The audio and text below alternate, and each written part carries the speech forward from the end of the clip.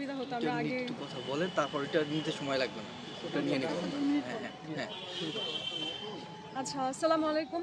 আমরা এখন ঢাকা ইউনিভার্সিটির সেন্ট্রাল মসজিদে আছি এবং এখানে আমরা জানি যে আমাদের শহীদ ওসমান ভাই শায়িত আছেন এবং আজ যদি উনি বেঁচে থাকতেন তাহলে এই যে ঢাকা ৮ আসনে আমি প্রার্থী হয়েছি এবং আমার সাথে আরও ৭ জন হয়তো অফিশিয়ালি মনোনয়ন পাওয়া আছে, তাদের মধ্যে উনিও একজন থাকতেন।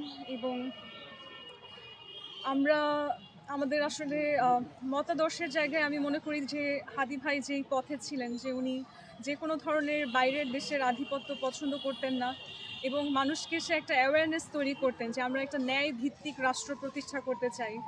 এবং একেবারেই তরুণ বয়সী একজন যে সাহস করে আসলে আমাদের এই কমপ্লেক্স যে পলিটিক্যাল সিস্টেম সেখানে এগিয়ে এসেছেন নির্বাচন করার জন্য। তো এই সব জায়গা থেকে আমার কাছে মনে হয় যে শহীদ ওসমান হাদির সাথে আমি আমার নিজস্ব যে মতাদর্শ বা ভিশন সেটার অনেক মিল খুঁজে পাই এবং সেই জায়গা থেকে আমার কাছে মনে হয়েছে যে ওনার যে স্বপ্নগুলো সেগুলো তো আসলে রয়ে গেছে। উনি না থাকলে ওনার যে বিপ্লবী চেতনা ছিল সেটা এখন আজীবন আমাদের মাধ্যমে আসলে অমর হয়ে থাকবে। সেই কারণে আমার যে যাত্রাটা শুরু হচ্ছে আমি চেয়েছি তাকে শ্রদ্ধা জানিয়ে শুরু করতে। এই তো।